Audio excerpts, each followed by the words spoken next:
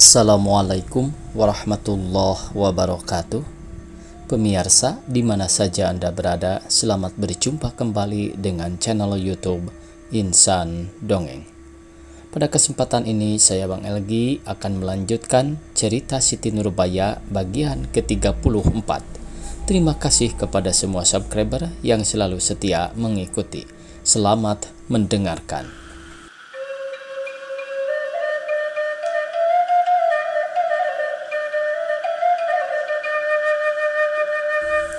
Sekarang kita ceritakan Samsul Bahri. Arifin, aku belum menceritakan penglihatanku tadi malam kepadamu, bukan? Kata Samsul Bahri kepada sahabatnya pada keesokan harinya. Daripada malam Nurbaya kena racun, kira-kira pukul 2 siang, tatkala mereka itu pulang dari rumah tempatnya membakar makan. Penglihatan apa, Sam? Tanya Arifin. Ajaib benar. Sampai kepada waktu ini belum habis kupikirkan, karena belum juga ku ketahui apa itu dan apa maksudnya. Cobalah ceritakan, Sam, kata Arifin pula. Sebagai biasa, kata Samsu. Pukul 10 malam pergilah aku tidur, kira-kira pukul 12, dengan tiada aku ketahui apa sebabnya. Tiba-tiba terbangunlah aku dengan terperanjat, seperti ada yang membangunkan. Tatkala aku buka mataku, kelihatan olehku dekat meja tulisku suatu bayang-bayang putih berdiri di belakang kursiku. Sangatlah terperanjat aku ketika melihat bayang-bayang itu, sebab pada sangkaku ia pencuri atau penjahat yang telah masuk ke dalam bilikku. Tetapi kalau pencuri atau penjahat, mengapakah berpakaian putih? Kata Arifin. Itulah sebabnya, maka terpikir pula olehku, barangkali aku bermimpi. Lalu kupijitlah pahaku beberapa kali. Akan tetapi, tatkala telah nyata benar kepadaku bahwa aku tiada tidur lagi, barang yang putih itu masih kelihatan juga. Barangkali pemandangan tiada benar, kata Arifin, yang belum hendak percaya akan cerita sahabatnya ini. Oleh sebab itu, kugosoklah mataku beberapa lamanya, tetapi yang putih itu tak hendak hilang. Barangkali engkau takut, Sam, atau tatkala hendak tidur banyak mengingat perkara setan dan hantu. Jadi segala yang kau lihat rupanya sebagai setan, sahut Arifin pula. Engkau tahu sendiri, Arifin, aku tiada penakut kepada segala yang demikian. Lagi pula, tatkala baru saja aku buka mataku, telah kelihatan bayang-bayang yang putih itu olehku. Betapa orang yang baru bangun tidur akan takut jika ia tiada bermimpi yang dahsyat. Bagaimana bentuknya? Tanya Arifin yang rupanya mulai percaya akan cerita Samsu itu. Sebagai manusia berkepala, berbadan, bertangan, dan berkaki, serta memakai pakaian sutra putih yang jarang, sahut Samsu. Sebagai manusia, tanya Arifin yang mulai berasa takut, walaupun hari pada waktu itu pukul 2 siang dan orang penuh di jalan besar. Hi, seram buluku mendengar ceritamu. Sesungguhnya melihat hal yang ajaib ini, meskipun berapa beraniku, berdebar juga hatiku, dan sejuru selamanya tiadalah tahu aku apa yang hendak ku perbuat. Hendak berteriak, malu rasanya. Lagi pula suaraku tak hendak keluar, sebagai dicekik orang. Hendak berdiri, badan dan kaki berat rasanya, dibiarkan saja. Takut kalau-kalau dianiaya aku. Walaupun ku beranikan hatiku, badanku serasa kembangnya dan punggungku sebagai terkena air dingin. Sudah itu, tanya Arifin yang makin bertambah-tambah takut. Tatkala aku amati benar bayang-bayang yang putih itu, kelihatanlah mukanya seperti muka Nurbaya. Nurbaya? Tanya Arifin dengan heran. Iya, tak ada ubahnya, hanya wajah mukanya pucat sedikit. Sebab itu, meskipun hatiku masih khawatir, dapatlah juga aku beranikan diriku akan mengeluarkan perkataan, lalu bertanya, siapa ini? Apa jawabannya, Sam? Tanya Arifin dengan lekas. Tak ada apa-apa, ia diam saja dan tiada pula bergerak-gerak dari tempatnya. Kemudian melompatlah aku hendak mengambil pistolku dari dalam lemari, dan sudah itu hendak ku dekati dia. Tetapi tatkala itu juga hilanglah bayang-bayang itu. Entah kemana perginya, tiada ku ketahui. Betul berani benar engkau, kata Arifin. Tatkala itu datanglah takutku dan menolehlah aku ke segenap tempat, kalau dicekiknya aku dari belakang. Tetapi tak kelihatan suatu apa lagi. Lalu kupasanglah lampu dan kuambil pistolku dari dalam lemari. Ketika itu barulah berani aku memeriksa ke sana kemari, ke bawah tempat tidur, ke bawah meja, dan ke belakang lemari. Tetapi suatu pun tiada kelihatan, sedang jendela dan pintu pun masih terkunci. Jika aku bertemu yang sedemikian, tentulah aku menjerit minta tolong. Kalau masih dapat berteriak, kalau tiada, tentulah aku akan kaku di sana juga karena ketakutan, sahut Arifin. Setelah kututup lampu itu dengan kertas, supaya terangnya jangan kelihatan dari luar, dan kutaruh pistolku di bawah bantalku, berbalinglah pula aku. Tetapi sesudah itu, tiadalah dapat aku tidur lagi. Pertama karena takut akan didatanginya kembali dalam tidurku. Kedua, sebab memikirkan penglihatan yang ajaib itu. Apakah itu dan apakah takbir? Itukah setan atau hantu? Tetapi kalau hantu, mengapakah rupanya seroman dengan Nurbaya? Yang menjadi hantu itu bukankah orang yang telah mati? Kata orang, jawab Arifin. Sesungguhnya seumur hidupku baru sekali itu aku melihat bayang-bayang yang sedemikian, jawab Samsu yang sekali-kali tiada mengira bahwa Nurbaya telah mati. Bukan mimpi, tetapi sebenar-benarnya penglihatan itu. Sungguh ajaib penglihatanmu itu, Sam. Tetapi kuharap janganlah aku sampai bertemu dengan penglihatan yang serupa itu. Takut dapat celaka. Karena tak dapat tidur lagi, terkenanglah aku akan Nurbaya dan ibuku, negeri dan kampung halaman kita, serta timbullah hasrat yang amat sangat dalam hatiku. Hendak pulang menemui mereka sekalian, dan menyesalah aku tiada dapat pergi mengantarkan Nurbaya pulang ke Padang baru-baru ini. Belum pernah keinginan hatiku hendak pulang sekeras tadi malam. Di mukaku terbayang pula segala kesukaan dan kesusahan yang telah kurasai sejak kita berjalan-jalan ke Gunung Padang. Makin ku ingat Nurbaya, makin khawatir hatiku, dan makin terasa pula olehku alpa dan lengahku melepaskan dia seorang diri kembali ke dalam mulut harimau itu. Terkadang-kadang khawatir hatiku itu menimbulkan perasaan sebagai benar Nurbaya mendapat celaka pula. Ah, masa akan begitu? Tak berapa lama lagi tentulah ia pula di sini. Jika tiada, baik ku jemput saja. Perkaranya tentulah telah selesai, jawab Arifin. Maksudku pun demikian juga. Kalau hari Sabtu yang akan datang ini belum juga ia sampai kemari, tentulah akan kujemput sendiri ia ke Padang. Dengan bercakap-cakap demikian, tibalah kedua mereka di rumah sekolah dokter jiwa, lalu terus menuju bilik masing-masing. Sejurus kemudian daripada itu datanglah seorang opas pos membawa 2 helai surat kawat untuk Samsul Bahri. Ditanyakannya kepada Arifin di mana Samsul Bahri, lalu ditunjukkanlah oleh Arifin bilik sahabatnya ini. Tatkala Arifin setengah jam sesudah itu pergi ke bilik Samsu hendak menanyakan surat kawat apakah yang diterimanya tadi, 2 sekali kelihatan olehnya pintu dan jendela bilik itu telah tertutup. Pada sangkanya Samsu tentulah telah tidur untuk melepaskan kantuknya karena kurang tidur malam. Oleh sebab ia tiada hendak mengganggu sahabatnya itu, ditunggунyalah sampai Samsu bangun kembali. Maksud Samsu sebelum menerima kedua surat kawat tadi sesungguhnya hendak pergi tidur, jendelanya pun telah ditutupnya. Setelah diterimanya surat itu, ditutupnyalah pula pintunya karena hendak membaca kabar itu seorang diri. Lebih-lebih karena kedua surat kawat itu sangat memberi khawatir hatinya. Dari siapakah kabar kawat ini dan bagaimanakah bunyinya? Katanya dalam hati. Oh, barangkali dari Nurbaya memberitahu ia akan datang kemari. Tetapi yang sebuah lagi, dari siapa pula? Demikianlah pertanyaan yang timbul dalam hatinya Samsu.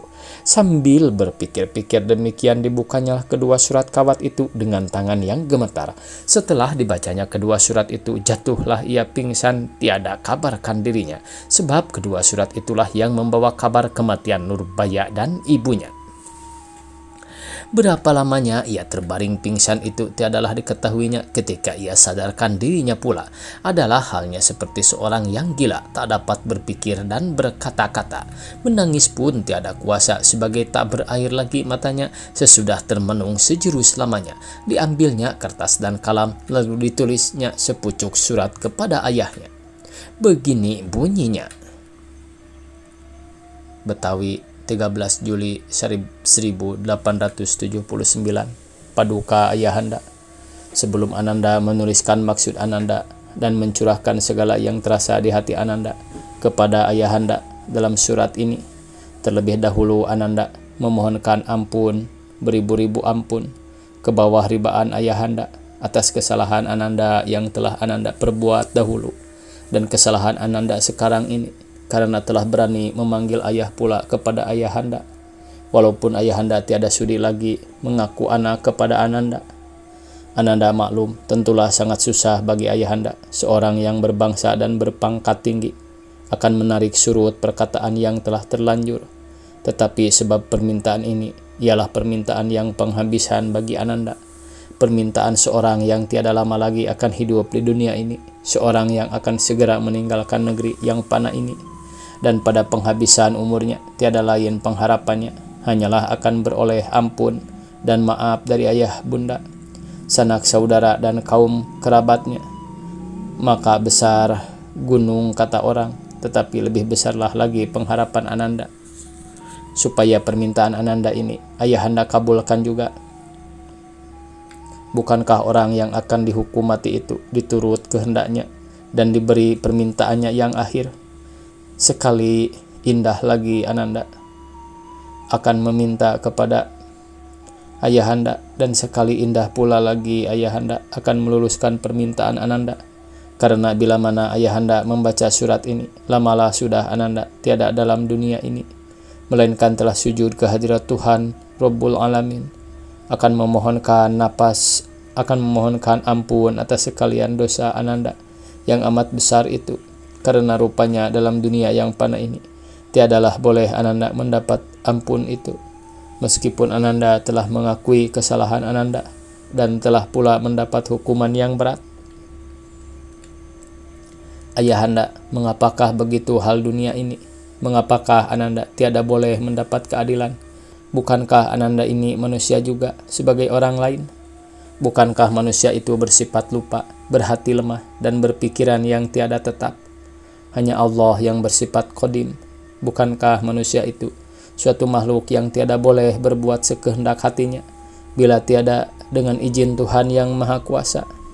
Bukankah nasib manusia itu tak dapat dibuat-buat, karena sekalian itu telah terdaftar di Lauhul Mahfud dan sudah dijanjikan sebelum dilahirkan ke dunia?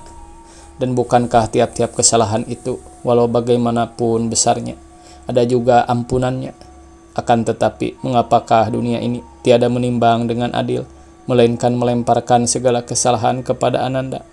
Meskipun Ananda insaf dan mengaku sekalian kesalahan itu, tetapi bukan ampunan atau hukuman yang enteng yang Ananda peroleh, melainkan sebagai diberatkanlah siksaan yang diberikan kepada Ananda.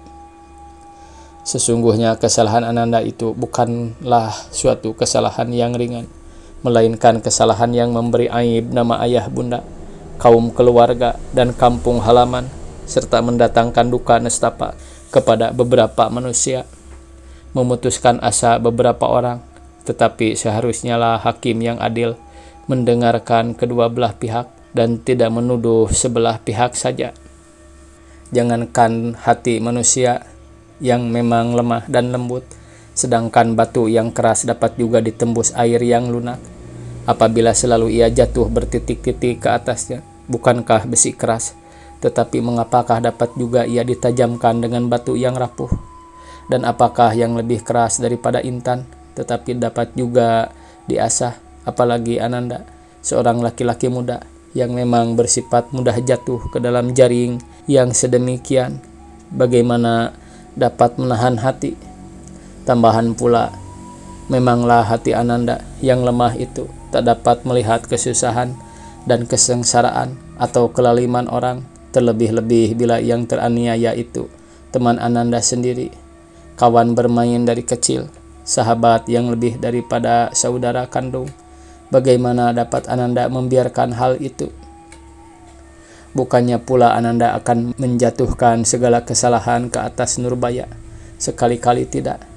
Memang Ananda merasa bahwa hati Nurbaya telah lama tersangkut pada Ananda, dan pada sangka Ananda pun takkan tiada. Tentu ialah kelak yang akan menjadi istri Ananda.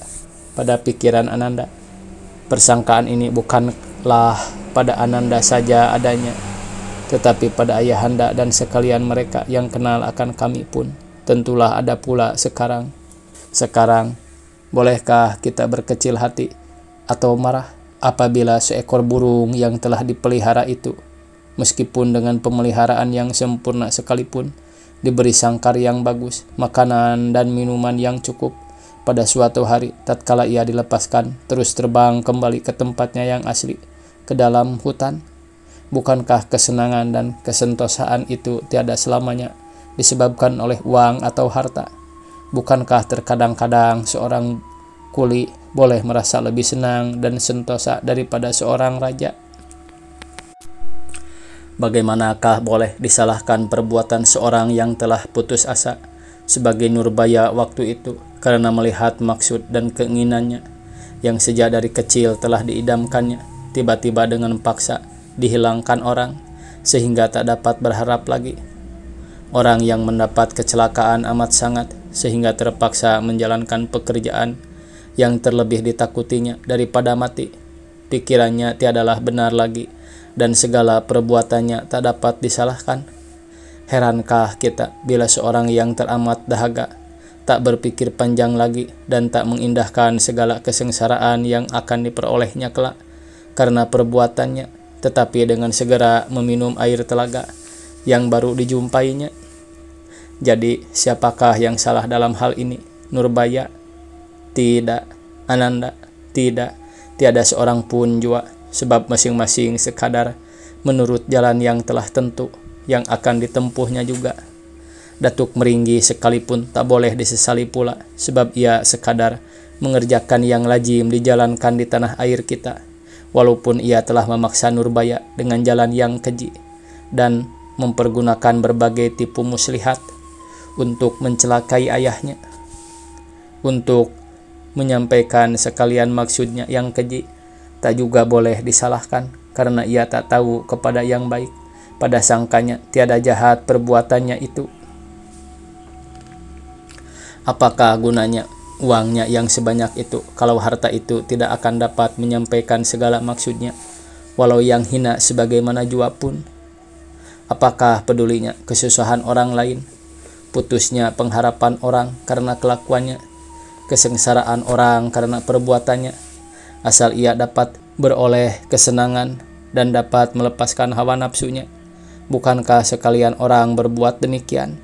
Jangankan manusia, sedangkan hewan yang hina lagi berbuat begitu.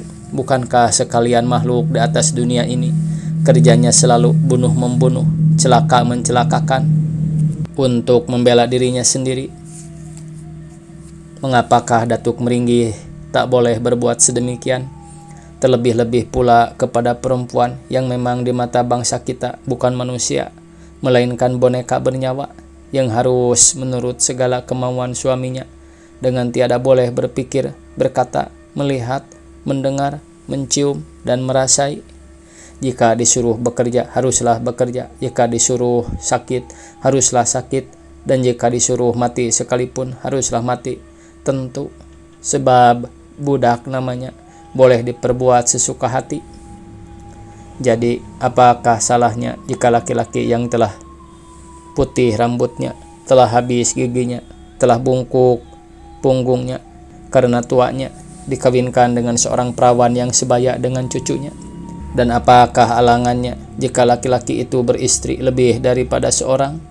Lihatlah ayam jantan, betinanya pun lebih pada seekor. Kalau seekor binatang boleh berbuat sedemikian, mengapakah manusia yang terlebih mulia, terlebih berkuasa, terlebih cerdik? Dan waktunya habis pemirsa.